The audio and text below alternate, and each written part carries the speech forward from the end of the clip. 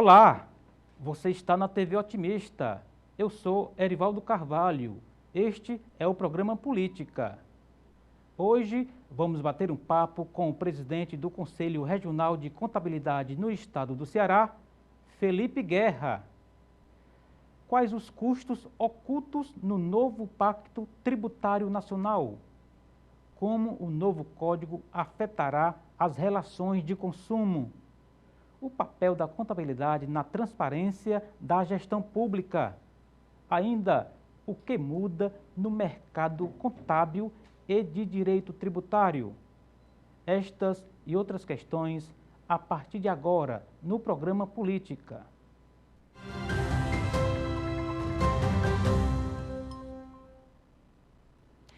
Felipe Guerra é contador e advogado tributarista. O convidado é mestre em administração e controladoria. O entrevistado é doutor em ciências da informação e autor e coautor de mais de 12 livros sobre contabilidade e gestão tributária.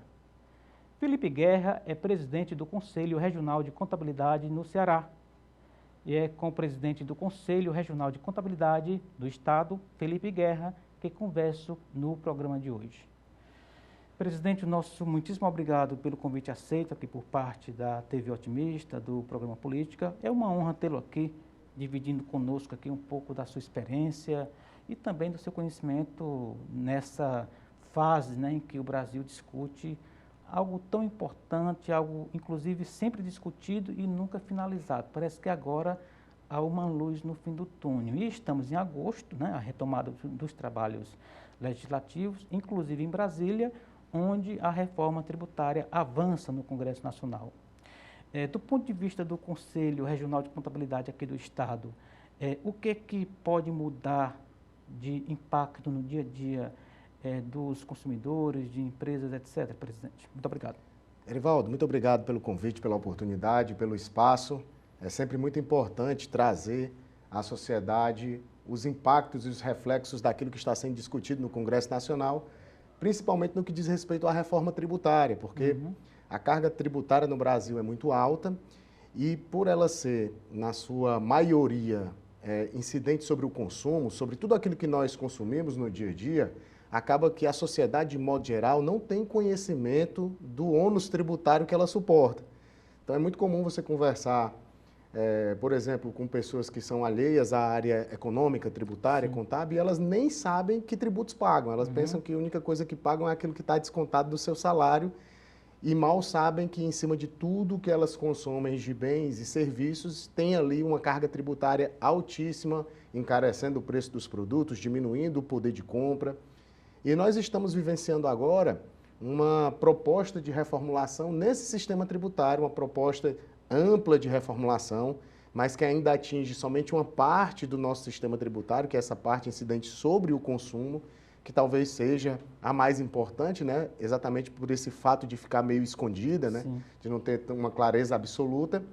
E o que nós estamos esperando é que, de fato, isso traga uma nova roupagem para o sistema brasileiro, que, diferente do discurso muito bonito que tem se vendido a proposta, né, a expectativa é que hajam, sim, desafios fortes a serem enfrentados, tanto no aumento do custo de conformidade tributária, que é esse custo de adequação para cumprir o que a legislação tributária manda, e também na própria carga tributária, né, que nós já estamos conseguindo medir alguns impactos para serviços especificamente, né, e para outros segmentos, mas ainda de forma incipiente, porque algumas definições extremamente importantes ainda nem começaram a ser amplamente discutidas, como é o caso de alíquotas e outros pontos que precisam avançar para que a gente tenha mais segurança daquilo que será aprovado.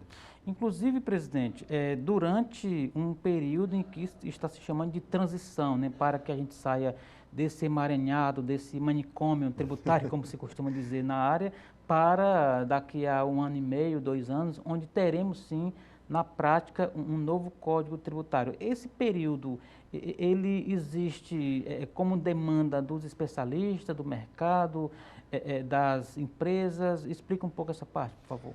A transição prevista pela proposta de emenda constitucional que foi aprovada na Câmara e que agora está em avaliação pelo Senado é uma proposta de transição que dura 7 anos. 7, né, na verdade. 7 anos. Ele começa lá em 2026 e se finaliza em 2032. Então, a gente só teria, de fato, o sistema tributário efetivamente novo, reformulado, em 2033. Então, é bastante longo.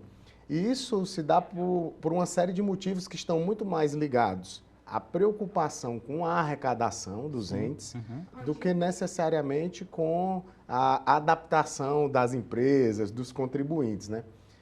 Existe uma preocupação muito grande do impacto que essas modificações podem trazer em nível de arrecadação, porque nós sabemos que quando se há um aumento de carga tributária muito relevante, existe também um movimento de sonegação que o acompanha, né? Sim, A economia subterrânea ela acaba sendo estimulada, as pessoas ficam com medo de ter que suportar um ônus tributário maior, até mesmo um ônus de consumo maior, e há uma preocupação de que isso gere um desestímulo à conformidade. Entendi. E é exatamente por isso que essa transição ela precisa ser feita de forma paulatina, lenta, de modo a que possa se sentir segurança em cada etapa, uma vez que nós estamos falando da substituição de 5 tributos que tem uma representatividade de arrecadação imensa para a nação. Exatamente. Então, esse aspecto da transição mais lenta, mais ponderada, ela tem muito mais uma conexão com a preocupação dos entes de garantirem que não sofrerão o impacto de uma eventual diminuição de arrecadação, que é bem assim, distante, né, de que aconteça. A previsão é de fato que haja um aumento de arrecadação, mas é mais nesse sentido de garantir os orçamentos públicos, não comprometer ali as contas e o pagamento das despesas públicas. Entendi. Presidente, se fala muito que na reforma tributária está se mexendo, na verdade, em linhas gerais, em alguns parâmetros do Código Tributário Nacional e que a legislação chamada infra, né, as leis complementares, é que irão, de fato, amarrar de uma forma mais fixa, mais firme, como que será esse novo pacto federativo e que, portanto, é uma avaliação, uma das avaliações de quem acompanha mais de perto é de que o Congresso estaria repassando ao governo uma folha em branco, um cheque em branco para que esses entes, né, estabelecessem lá como que será a política fiscal, o Código Tributário. Do ponto de vista do Conselho, há realmente esse risco de até mesmo vir a ser onerada mais ainda a carga tributária do brasileiro? Existe essa preocupação, ela é real. Inclusive, nós publicamos um parecer técnico esses dias, mensurando, né, fazendo projeções em cima, por exemplo, dos serviços contábeis, né? Mas nós já temos essa projeção também para outros segmentos, para os serviços em geral, para a advocacia, também para outros segmentos da sociedade. E, na maioria dos casos, o impacto é de majoração, é de aumento de carga tributária. Por que, na prática, por que o serviço de contabilidade, por exemplo, vai pagar mais imposto, presidente? Porque o que acontece hoje, né? Hoje uma empresa de contabilidade, vamos supor que ela seja optante pelo Simples Nacional, que é a grande maioria. Sim. Ela recolhe o ISS de forma fixa por profissional registrado. Então, ela recolhe um valor para o município de forma fixa e ela paga os seus tributos dentro do Simples Nacional. E dentro desse recolhimento no Simples, as alíquotas elas são menores. Ela é exatamente para trazer o tratamento tributário favorecido, diferenciado, que é previsto na Constituição para as micro e pequenas empresas. Sim. Só que com essa proposta de reformulação da nossa Constituição, o que se estabelece é que existe uma limitação nessa transferência de créditos, de forma bem simples para que as pessoas possam entender. Hoje, quando uma empresa normal, vamos supor uma empresa de maior porte, ela compra de uma empresa optante pelo Simples Nacional, ela toma créditos para sua apuração, independente de quanto a empresa do Simples Nacional pagou de tributo. Porque essa empresa pagou pouco, mas eu vou tomar crédito normal. Entendi. Porque eu sou uma empresa normal, vou tomar crédito normal. Com a reforma, o que se propõe eu só vou tomar crédito financeiro, ou seja, somente do que essa empresa pagou. Então, eu vou tomar menos crédito a partir de agora. Então, isso traz um impacto de relações comerciais, porque isso desestimula, de um certo modo, que a empresa adquira de empresas optantes pelo Simples, porque ela vai tomar menos crédito. Sim. Ao ponto em que também faz com que, você imagina que antes, uma empresa do Simples, ela pagava com essas alíquotas minoradas. Agora, ela vai ter incluído na sua carga essa majoração de alíquota da criação do IBS e da CBS, que são esses dois novos tributos Sim. que estão sendo criados por essa proposta. E esses dois tributos vêm com alíquotas de 28%, 30%, é o que se fala. Se fala até em 40%, né? Se fala até em 40%. Uhum. Então, esse é um dos enormes pontos de preocupação, Arivaldo. Você citou um e eu já trago outro e complemento com o terceiro, que é o seguinte, 3 pontos de preocupação são muito grandes. A indefinição quanto às alíquotas, Sim. porque essa indefinição traz um segundo impacto, que é o quê? Você não conseguir mensurar quais serão, de fato, os reflexos na sociedade e na economia, porque eu faço um estudo com 25, aí no dia seguinte se fala em 40, aí eu tenho que reajustar o estudo para 40. Aí depois diz, não, é 30, aí eu refaço os estudos para 30. Então, uma insegurança contábil, né? Totalmente. Que também é insegurança jurídica. Jurídica. E o ponto, que foi o que você citou, dessa ausência das discussões das normas infraconstitucionais. Isso. Porque, assim, essa proposta de reformulação na Constituição, mas a Constituição não cria tributos, ela outorga competência, ela dá aos entes a competência para criá-los. Só que era para a gente estar discutindo juntos essas normas em paralelo aqui para a gente ver, beleza, estou dando competência para criar, mas criar o quê? Criar como? Vamos ver. E essas leis não apareceram ainda. Exatamente. Eu escutei nos últimos dias, presidente, uma imagem, eu queria até compartilhar com o senhor, é de que na reforma tributária é como se um cidadão tivesse com um problema no quintal de casa e ele estivesse mexendo na sala de estar. Tem sentido essa? Tem sentido. Tem sentido porque quando nós pensamos em melhorar a eficiência do nosso sistema tributário, nós teríamos que levar isso à essência, né? O que é que os países mais desenvolvidos eles fazem do ponto de vista de modelo tributário? Eles concentram a maior parte da sua tributação na renda e no patrimônio. Isso. Porque isso cria um estímulo a tributar, de fato, a riqueza. Porque se eu estou tributando renda, quanto mais eu progrido em renda, mais eu pago tributos. Então, esse é um modelo, digamos, mais justo. Aqui o assalariado é sacrificado. É sacrificado, porque como nós temos uma tributação que incide mais sobre o consumo, o que é que acaba acontecendo? A pessoa que ganha um salário e a pessoa que ganha 10 salários, elas vão pagar o mesmo tributo sobre o bem consumido. Isso. Então, o reflexo desse valor em cima de quem ganha menos é muito maior. Isso. Por isso que nós temos uma regressividade alta do tributo. Então é a história do consumo regressivo e não progressivo, que é a ideia de incidir diretamente no patrimônio, no rendimento da pessoa, né? Exatamente. Em todos os locais no mundo, historicamente, o tributo ele existe para alcançar pelo menos sinais de riqueza. Sim. Então, quando a gente tributa o consumo, a gente está tributando de forma igualitária a todos, independente do desenvolvimento de riqueza. Como eu disse, a pessoa que tem uma renda de 10 salários, ela vai pagar o mesmo, sobre uma água, o mesmo valor de tributo de quem ganha um salário. Então, exatamente, o peso para quem ganha menos é sempre maior. E nessa discussão que nós estamos vendo hoje, nós não estamos vendo esse contexto ser alterado. O que a gente está vendo a gente paga muito sobre o consumo, sim, vamos continuar pagando muito sobre o consumo, só que agora com outros nomes, com outros tributos. A tentativa é apenas de simplificação e racionalização. Isso já é uma tentativa louvável, sim, desde que esse objetivo seja efetivamente alcançado, né? Claro. Senão, a gente piora o que já não é bom. Exatamente. Eu queria só voltar aqui 2 casinhas e fazer uma pergunta um pouco retórica, mas para constar em ata aqui na nossa conversa, né? Como se fala.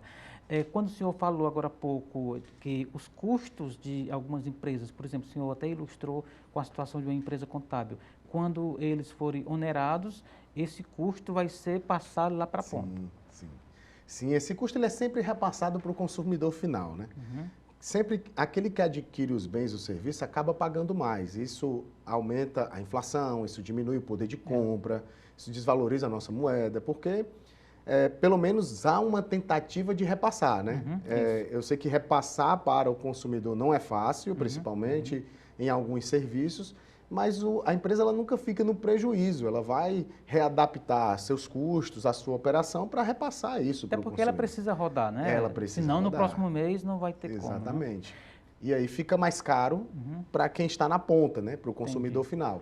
Isso é do ponto de vista de uma régua normal de consumo ou, por exemplo, presidente, aqueles produtos chamados de valor agregado num país em que tem uma tecnologia embarcada muito parca, muito pouca, né?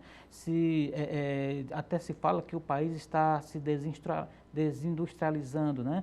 Isso de alguma forma vai afetar essa escala de consumo. Quanto mais o produto tiver valor agregado, mais esse imposto vai incidir. Existe algo nesse sentido? Isso, a essência do IVA é essa, né? Tributar o valor agregado, mas não é o valor agregado no que diz respeito ao que aquele produto contribui para a sociedade ou para o desenvolvimento da nação. Entendi. É o que é agregar de valor na cadeia econômica. E é até interessante isso, Erivaldo, porque se fala como se fosse uma novidade extrema o IVA, né? O IVA, o Brasil, enfim, vai ter um modelo do IVA. O ICMS, que é um tributo extremamente criticado, ele já é um tributo que, em sua essência, incide sobre o valor agregado, porque, em tese, o que é incidir sobre o valor agregado? Eu compro por 50, vendi por 100.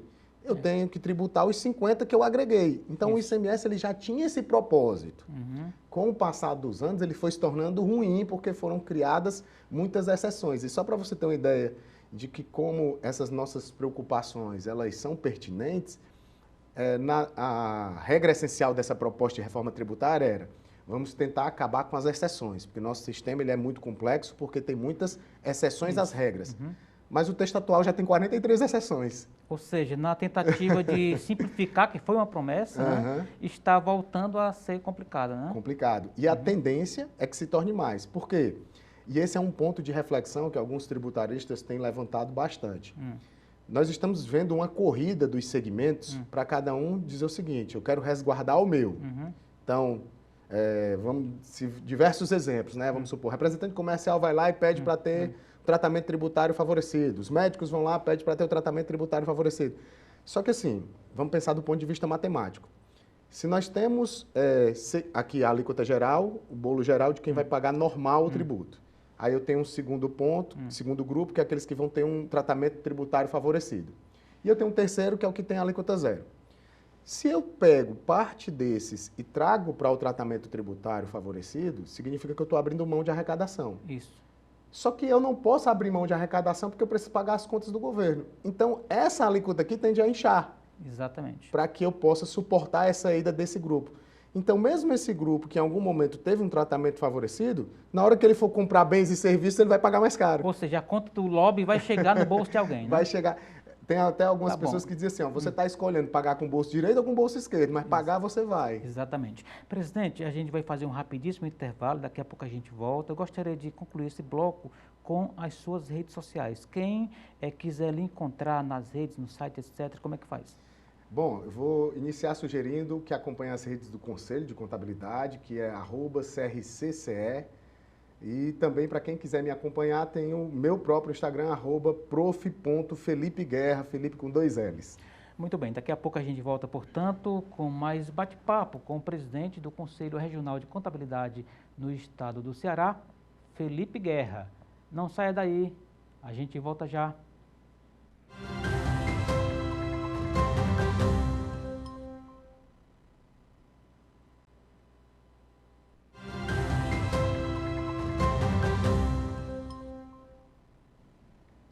Estamos de volta para o segundo bloco do programa Política de hoje. Eu sou Erivaldo Carvalho, você está na TV Otimista, que recebe hoje o presidente do Conselho Regional de Contabilidade do Ceará, Felipe Guerra, aqui conosco, nos ajudando a entender o que está sendo processado, na verdade, né, presidente? Porque a proposta inicial já foi reformada na Câmara. No Congresso deverá passar por outra rodada de negociação, de exceções, como se fala, né? Inclusive por ser, e aqui eu já engato uma pergunta, presidente, o Senado, constitucionalmente, é a casa revisora e representante dos estados, das unidades da federação. Portanto, estamos falando de uma casa que tem uma preocupação especial sobre os impostos estaduais, no caso aí, o ICMS que vai deixar de existir, mas aí eu pergunto, o ICMS deixando de existir, a guerra fiscal entre os estados também vai deixar de existir? Essa é uma visão bastante otimista a respeito dessa questão dos tributos que incidem em cadeia, né? Principalmente que circulam entre os estados. O Brasil é um país muito grande e exatamente por nós termos regiões mais produtivas e regiões que são menos produtivas até mesmo porque consomem mais produtos, a gente acaba tendo hoje no ICMS essa demanda de repartição muito forte. E a expectativa é que com a implementação desse chamado princípio do destino, né, onde o tributo ele seja devido e recolhido no estado consumidor dos bens, a gente tenha uma diminuição dessa guerra fiscal. E isso traz também uma preocupação que é conectada a essa, que é a questão também da extinção, digamos assim, dos incentivos fiscais relacionados ao ICMS, né? A proposta de emenda constitucional, ela traz esses dois pilares. A gente tem a implementação do princípio do destino, que vai demorar alguns anos aí para ser implementado, a ideia é que seja 60 anos para ser implementado, e essa questão de nós termos a extinção dos incentivos fiscais, que hoje são muito utilizados pelos estados para beneficiar empresas e trazer investimento para as suas regiões. É até uma arma política de governadores, né? Um mecanismo político, melhor dizendo. Né? Inclusive, eu participei de uma apresentação do pessoal da CNI, que eles falam que foi se discutido com o CONFAZ para que se tivesse acesso... É o Conselho das Fazendas, né? Exatamente, para que se tivesse acesso a todos esses acordos de incentivos fiscais que existem nos estados e que até hoje não se tem acesso a todos os incentivos fiscais que os estados concedem, que acaba, como você disse, sendo uma ferramenta muito de caráter político ali, da região, inclusive, e que, exatamente por essa falta de clareza sobre quais são os incentivos que, de fato, os estados concedem, é difícil até mensurar os impactos dessa extinção definitiva dos incentivos fiscais. O fato é que nós temos uma preocupação com relação a essa questão dos incentivos, por mais que ela, de fato, possa contribuir para o término, a diminuição, a mitigação dessas guerras fiscais, nós temos uma preocupação porque nós estamos falando de um estado da região Nordeste, que necessita de investimento, que necessita de atração de investimento de grandes negócios para cá. Nós temos vários exemplos de cidades do interior do estado que desenvolveram-se através de empresas que vieram, se instalaram, exatamente porque tinham essa questão do incentivo fiscal relacionado. Então, nós temos que avaliar essa questão do incentivo fiscal não apenas do ponto de vista de quanto vai ficar para cada estado, mas do quanto que isso vai gerar impacto no desenvolvimento regional, né? Entendi. Agora, o governo sinaliza, inclusive, está na proposta que saiu da Câmara, né, com 40 bilhões, que seria ali aquele colchão para amortecer essa transição. Isso é suficiente? Se falou até em 75, mas ficou em 40, né? Para fazer essa transição aí, para tentar mitigar os estados que vierem a ter prejuízo com o fim da guerra fiscal. Isso resolve ou é paliativo? Erivaldo, a minha preocupação é com a operacionalização disso. Desse fundo, né? Nós recebemos lá no Conselho de Contabilidade o deputado federal Luiz Gastão, e que ele nos explicou que um dos propósitos de operacionalização era: o Estado terá esse fundo e ele poderá investir diretamente nas empresas. Agora, a nossa preocupação é investir como? Como que esse valor vai chegar até o cofre das empresas? Será que ele vai ser utilizado, de fato, para subvenção de investimentos, né? Para que seja investido em pesquisa e desenvolvimento? Que seria o ideal, né? Que seria o ideal. Então, hoje, quando a gente pensa em incentivos fiscais, existem uma série de regras que as empresas precisam atender, do que diz respeito à geração de emprego, no que diz respeito ao investimento em pesquisa e desenvolvimento do negócio para fomentar a economia da região. Como que será isso quando a empresa receber esse capital vindo direto do Estado? Como serão esses controles? Como será essa operacionalização, né? E, de fato, quais empresas receberão esse aporte de investimento? Essa operacionalização é o que, de fato, nos preocupa hoje, exatamente porque nós não temos essa norma infraconstitucional que estabeleça as regras de forma clara e diminua essas preocupações. Exatamente. Ou seja, estamos falando de critérios e aí quando o senhor coloca que há muitas exceções no que está sendo aprovado, você já acende a luz ali da preocupação, porque em meio a tanto critérios e exceções, você acaba tendo tratamento desigual, o que no limite até pode chegar a ser um tratamento ilegal, né? Perfeito, perfeito. A depender de como esses recursos vão ser geridos, a depender de quais critérios serão utilizados, a depender de como essas regras serão estabelecidas, a gente pode sim acabar incorrendo para a ausência de transparência, né? E na ausência de transparência a gente sabe que pode haver aí desvio de finalidade e isso gera sempre preocupação. Entendi. A gente tem aqui no Ceará, presidente, uma grande empresa calçadista, né, que veio para a região norte e que mudou ali a face da economia da micro-região aqui do Ceará. Esse tratamento, do jeito que ele pode ficar, ele poderá desestimular empresas com esse perfil de permanecerem ou de virem para o Estado, né?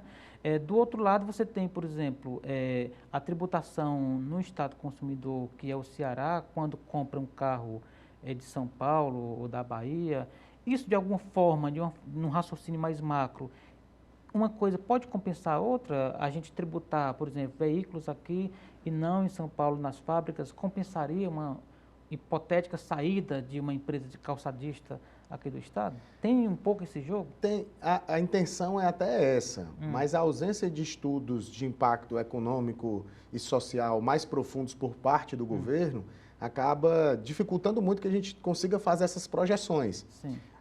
É óbvio que quem está por trás dos estudos lá no governo, eles têm esses dados, têm esses números, e uma das principais críticas que nós temos feito é exatamente a ausência da apresentação desses números para tranquilizar a sociedade. Entendi. De fato, um dos objetivos é esse. Olha, a gente vai sim gerar um desestímulo num primeiro momento para essas empresas.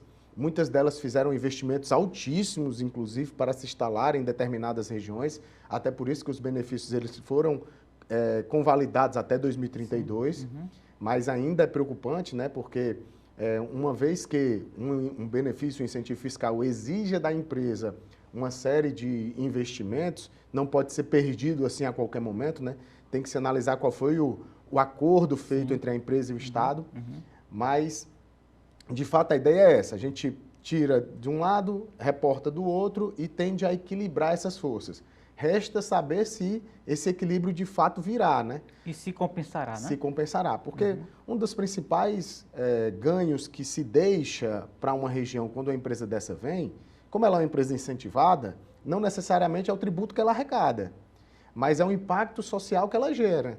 A quantidade de empregos, a movimentação na região, a economia que ela acaba criando ao seu redor, né? Então, esse impacto é o que de fato precisa ser mensurado. E do ponto de vista do governo, que acaba tendo ali hoje, é o que?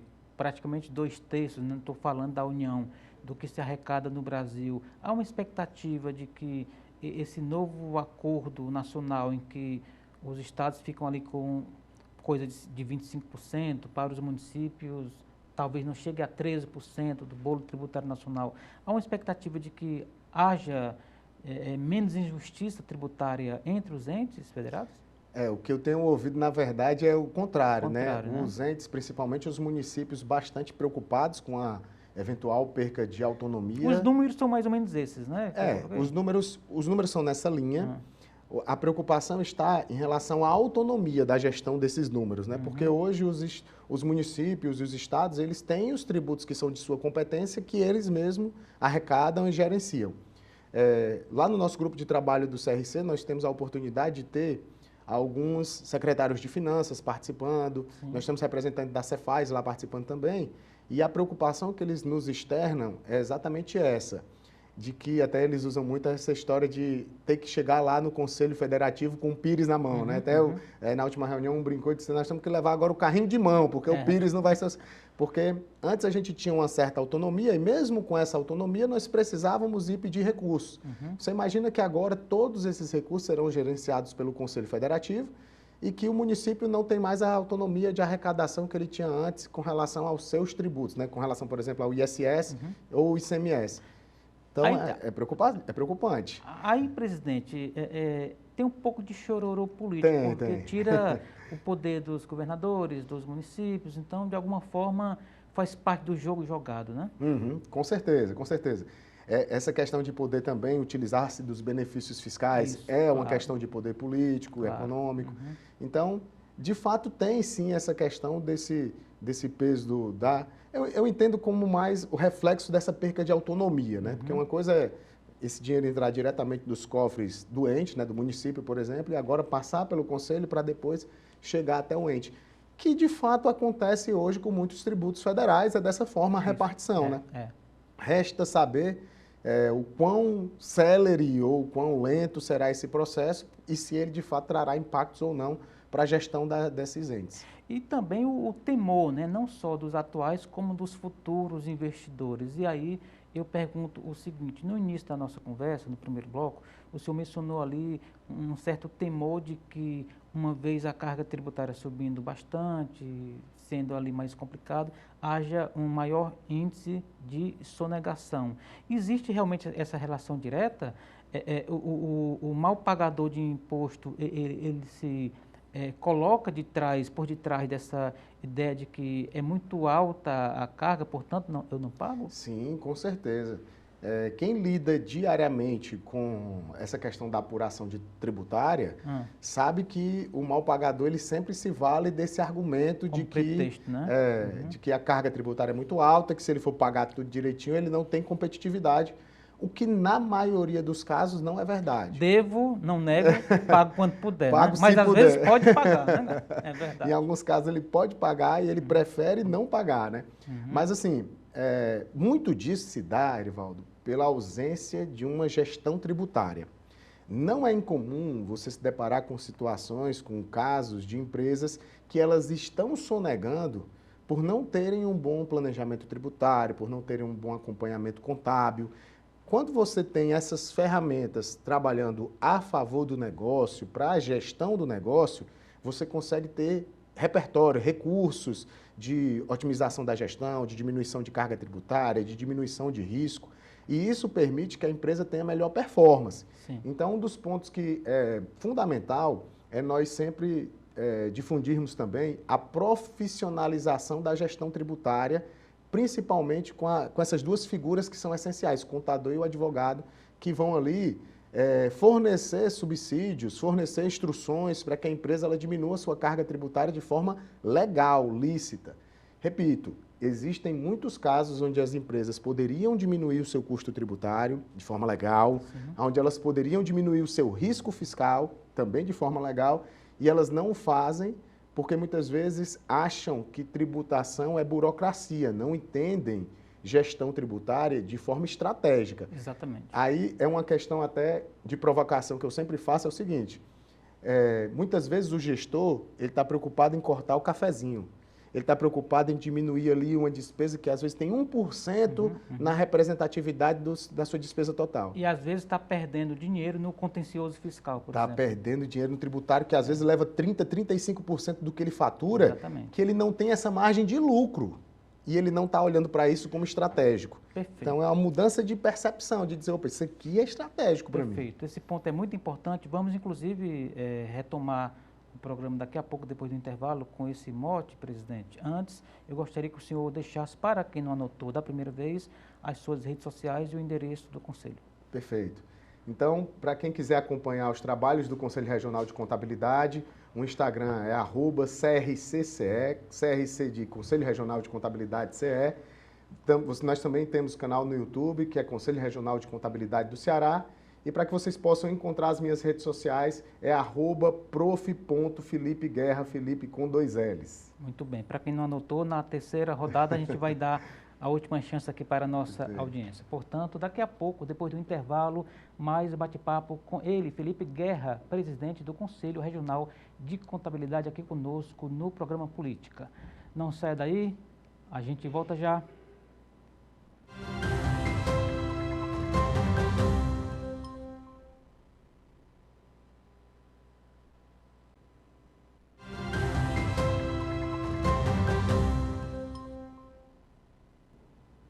Estamos de volta para o terceiro e último bloco do programa Política de hoje.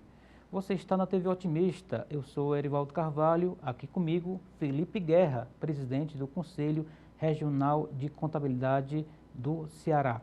Presidente, a gente foi para o intervalo abordando e deixamos agora para o terceiro bloco a cabeça do empresário, vamos falar assim, né, o perfil do empresário, né, aquele que fica ali entre a lei e a sonegação, às vezes dando um jeitinho, quer aumentar o negócio, não pode, tem uma nova tributação aí chegando, um novo modelo, né? estamos falando de que tipo de empresário? Do médio, do maior nem tanto, porque tem lá seus departamentos estruturados, né? O menor também é possível entrar nesse circuito? De que tamanho de empresa estamos falando quando o senhor coloca essa preocupação? Bom, essa preocupação ela é mais pertinente, aplicável às micro e pequenas empresas e até empresas de médio porte que foram crescendo de forma desordenada. Para a gente ilustrar, uma pequena e médio porte tem quantos funcionários, faturamento? Tem um critério micro e aí, pequena empresa, nós temos, até as empresas de pequeno porte, vamos pegar aqui de forma geral, aquelas que têm um faturamento anual abaixo de 4 milhões e 800 mil. Sim. E aí, acima disso, que ela vai até 78 milhões, elas seriam de médio porte. Médio porte. Entendi. O que é que acaba acontecendo? Nós temos muitas empresas familiares, né? Muitas empresas familiares que começaram bem pequenas, onde não houve uma grande preparação para o empreendedorismo. E aí já está na terceira ou quarta geração? Quarta geração, problemas herdados aí de gerações passadas. E a preocupação com a gestão tributária, ela nunca foi assim o ápice da prioridade, né? Muitas vezes se preocupa mais com aspectos tributários, contábeis, aquelas pessoas que tiveram más experiências, né? Eu passei por uma fiscalização, tive um problema... Aprendeu do pior jeito, né? Na dor, né? Na dor. Porém, o que é que nós hoje temos batido muito nessa tecla, né? Principalmente enquanto Conselho de Contabilidade? O profissional da contabilidade, ele é um agente estratégico para que a empresa ela tenha condições não apenas de competitividade, mas que ela tenha condição de sobrevivência. Num mercado altamente competitivo, que é o que nós vivemos hoje no mundo inteiro, se você não tem uma eficaz gestão tributária que lhe ajude a pagar o mínimo possível dentro da lei e diminuir ao máximo os seus riscos de autuações fiscais, e, aliado a isso, ter números que permitam direcionar a gestão do negócio, a possibilidade de que essa empresa ela saia do mercado é muito grande. Então, o profissional da contabilidade, ele costuma ser um agente extremamente importante para exatamente fornecer esses direcionamentos. Ele conseguir dizer, olha, trabalha com essa linha de produto porque ela tem uma margem melhor, ela sustenta melhor a tua operação, ou então nessa linha de produto você está tendo prejuízo. Se você estiver nesse regime tributário, você vai pagar menos tributos em detrimento desse outro. Se você tiver sua contabilidade em dia, você consegue fazer, por exemplo, uma distribuição de lucros, que é uma forma de remunerar o capital dos sócios sem pagar imposto de renda. Você consegue dar lastro ao patrimônio dos sócios. Até olhar um financiamento para ampliar o negócio. Sim, sim. Você consegue ter lucro até mesmo para pedir uma linha de crédito junto a um banco. Então, existem muitas formas da contabilidade contribuir efetivamente para a gestão dos negócios. E não só, presidente, para corrigir rumos, né, mas também para fazer um trabalho preventivo, né? Algo que lá na frente possa dar errado para a empresa. Né? Isso. Ele consegue gerenciar risco, né? No nosso país, a própria atividade empreendedora, né, o próprio conceito de empresário é aquele que assume o risco da atividade econômica. Então, empreender é assumir riscos. Então, gerenciar esses riscos é essencial. Ele é o papel de qualquer gestor, de qualquer administrador. E esses riscos, do ponto de vista fiscal, eles são altíssimos. Altíssimos.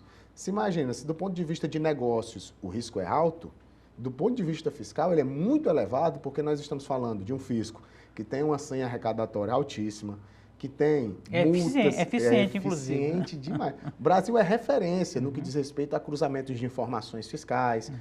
Hoje, Erivaldo, tudo que você compra, de quem você compra, por quanto você compra, o fisco sabe. Tudo que você vende, para quem você vende, por quanto você vende, o fisco sabe. Então é uma malha fina demais, né? Demais.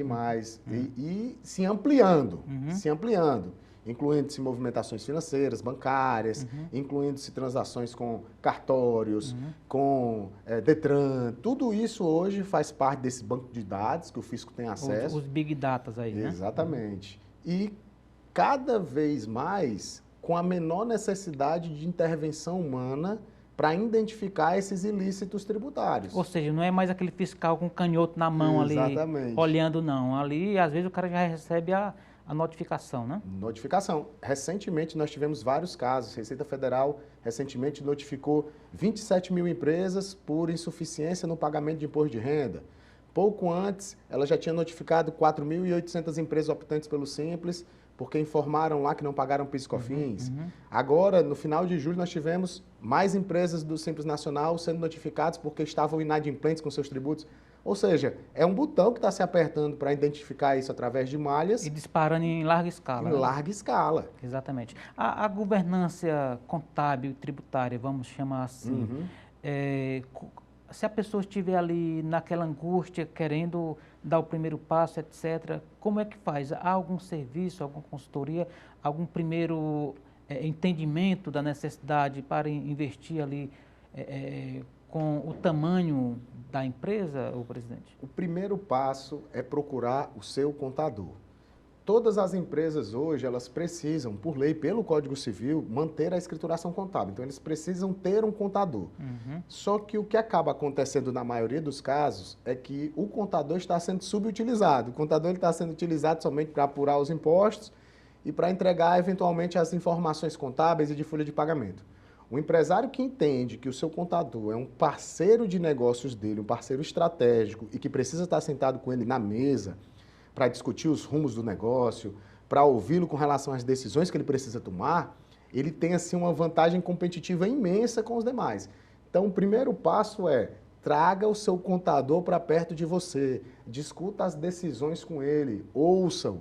Ele tem conhecimento do negócio, ele tem conhecimento dos seus números, ele tem conhecimento dessa visão macroeconômica, ele tem conhecimento sobre o cenário do que está sendo feito de fiscalização por parte do fisco. Então, ele pode te municiar de muitas informações e pode te ajudar a ter mais segurança na condução dos negócios. E até mesmo se reciclando, independentemente da reforma tributária, que é um assunto do momento, mas ali, fora do noticiário, aparecem regras, normas, e o contador é a melhor pessoa para dar o upgrade ali na empresa a qual ele dá consultoria, né? Sim, o profissional da contabilidade, ele precisa passar por um processo de educação continuada, isso é inclusive regulamentado pelo Conselho Federal de Contabilidade, faz parte das atribuições do Conselho de Contabilidade Regional, né? Promover o desenvolvimento profissional, então, assim, nós estamos o tempo todo próximo aos profissionais, estimulando esse desenvolvimento. Conheço poucas profissões onde o profissional necessite tanto estar em plena atualização como na contabilidade. É óbvio que todas têm o seu nível de exigência, mas o profissional da contabilidade ele é muito dinâmico ali nessas atualizações, exatamente para fornecer esse suporte para as empresas. Entendi. Então, tem que procurar o contador, tem que ouvi-lo. Se você tiver o seu contador mais próximo, você já tem uma vantagem competitiva muito grande. Entendi. Aproveitando essa vibe e a reta final do programa, como é que está a formação do contador aqui no estado do Ceará, presidente? Nós temos hoje muitas instituições de ensino superior, né? Muitas escolas, né? Formando vários profissionais da contabilidade. O que nós temos visto na prática é apenas um nível baixo de aprovação desses profissionais formados no exame de suficiência. Porque quando o profissional termina o curso de ciências contábeis, ele precisa fazer uma prova. Como se fosse na área jurídica, a OAB, né? Exatamente, que é o nosso exame de suficiência e que o índice de aprovação está superior ali a 18%, 19%. Está muito baixo. Então, o índice de reprovação... Menos de 1 a cada 5, né? Ainda é muito alto. Mas isso só demonstra o quê? O rigor e o cuidado que o Conselho tem, né? E eu digo o Conselho enquanto sistema, de entregar para o mercado um profissional que tenha condição de ofertar aquele serviço com qualidade. Então, nós temos essa preocupação de termos ali o exame, de termos a educação continuada. Alguns profissionais, eles inclusive têm que atestar uma quantidade de horas, ano de estudos, para manter os seus cadastros regulares. Então, nós temos uma formação ampla, nós temos rigor nessa formação, nós temos acompanhamento prático. E o que nós temos visto é que o profissional da contabilidade ele tem se tornado cada vez mais essencial para os negócios. Inclusive, a gente previu aqui no programa, falando rapidamente, na gestão pública, né? O contador, ele é um instrumento importante de transparência, né? Sim, sim. Na área pública, o contador ele desempenha um papel talvez um dos mais essenciais na sua atuação, porque nós estamos falando da transparência nos recursos públicos, que é o que nós lutamos, né, para que a União, os estados, eles forneçam, eles deem as contrapartidas para os cidadãos que nós tanto almejamos, né, e isso só é feito se tiver boa gestão dos recursos públicos, se tiver prestação de contas, se tiver regramento sendo obedecido e governança, eficiência nos atos da administração pública, e o papel do profissional da contabilidade nisso é essencial. Inclusive, nós temos visto um aumento da participação de profissionais da contabilidade em cargos, inclusive do próprio executivo. Isso é importante, né? Secretários de finanças são contadores, nós temos visto participando técnicos do governo cada vez mais com contadores. A carreira no Estado, em alguns setores, para contador, inclusive. Exatamente, exatamente. E isso é muito bom para a sociedade. Exatamente. Eu costumo dizer, Erivaldo, que o profissional da contabilidade, quando ele, por exemplo, está à frente de uma discussão, de um debate desse da reforma tributária, ele não está defendendo os seus interesses, não. É óbvio que nós também nos preocupamos com os nossos interesses, mas nós representamos uma parcela muito grande da sociedade, que são os nossos clientes. Então, nós estamos ali representando a sociedade, representando os contribuintes. Quando eu vou na Cefaz discutir com ela um ICMS, quando eu estou pensando no incentivo fiscal, não é para o contador, é para os contribuintes, é para quem vai pagar os impostos. Exatamente. E o Brasil, embora periférico nesse debate mundial que a própria OCDE institui aos seus membros, né, tem deixado cada vez mais claro o papel do compliance, né, nos negócios, não só privados, mas públicos. Quer dizer, que é um caminho sem volta. Não há como você seguir num negócio estruturado sem uma governança contábil, né? Perfeitamente, perfeitamente. É um caminho sem volta. Inclusive, você falou sobre a OCDE e eu estava lembrando que um dos critérios para você fazer parte é exatamente ter um IVA, ter tributos, exatamente. ter um sistema tributário mais eficiente, mais transparente. Essa reforma tenta adequar o Brasil a um dos critérios lá, exatamente, né? Exatamente. Mas essa questão da governança, essa questão do ESG, que está muito em alta também, da sustentabilidade, a questão de aspectos relacionados à gestão e o papel do profissional da contabilidade conectado a esses temas, eles estão cada vez mais sendo evidenciados, né? O profissional da contabilidade, ele tem de fato saído dos bastidores, tomado a linha de frente, ocupado um papel de protagonista e se colocado de fato como um agente que pode contribuir muito para que os negócios e a sociedade como um todo se desenvolva. Muito bem, só falta aí os estudantes estudarem mais, né, para melhorar o índice, né? É verdade, é verdade. Agora, para a gente finalizar, o profissional de contabilidade, o senhor também advogado, o mercado, mesmo sendo esse assunto às vezes árido, às vezes muito técnico, né? A gente sabe de estudante que corre léguas, né, com medo desse assunto, mas é um mercado que ele existe, o profissional estando com perfil adequado, reciclado, etc., vaga em mercado de trabalho não vai faltar, né? Não vai faltar. Nós temos 20 milhões de empresas no Brasil. Todas essas 20 milhões de empresas precisam de profissionais da contabilidade, precisam manter suas escriturações contábeis, precisam prestar contas com o fisco, precisam apurar suas folhas de pagamento, precisam de gestão. E esse é o universo de atuação do profissional da contabilidade. Aí você imagina, nós temos 550 mil profissionais para 20 milhões de empresas. Então nós temos um número altíssimo aí de mercado. Um oceano azul, né? Um oceano azul, um oceano azul. Até converso com outras profissões, né, que, por exemplo, os advogados têm, são mais de 1 milhão de profissionais, acabam disputando ali de forma mais próxima o mercado, e o profissional da contabilidade tem muito espaço ainda para a sua atuação. Resta conseguir aproveitar esses espaços. É verdade. Vamos finalizar o programa, presidente, falando do conselho. O senhor está no último ano agora de gestão, é isso? Eu estou concluindo o primeiro mandato. Biênio, né? Sim. Os primeiros 2 anos de mandato. Isso. Tudo indica que vou ficar por mais 2 anos, que é quando eu concluo o meu mandato enquanto conselheiro. Sim. E nós estamos desenvolvendo um trabalho bastante forte, exatamente, não só da porta para dentro, né? Não só para os profissionais da contabilidade, que obviamente são o nosso público principal, mas também esse trabalho da porta para fora, que é mostrar para a sociedade que o profissional da contabilidade é relevante, que ele está ali para contribuir, que ele é essencial, que ele pode ajudar no desenvolvimento do nosso Estado, ajudar no desenvolvimento econômico da nossa nação. E esse tem sido, assim, o cerne da nossa atuação no Conselho de Contabilidade. E um dos exemplos é a presença do senhor aqui no programa, dividindo conosco o seu conhecimento, a sua experiência, pelo que agradecemos profundamente. Apareça outras vezes, tá bom? Boa sorte na caminhada, parabéns pelo trabalho. Amém. Eu que agradeço o espaço, agradeço a oportunidade, agradeço a chance de falar sobre a importância do profissional da contabilidade nesse contexto da reforma tributária e fico à disposição. Legal, muito obrigado mais uma vez. E assim chegamos ao final da edição de hoje do programa Política. A todos o nosso muito obrigado pela companhia. Até o nosso próximo encontro. Forte abraço.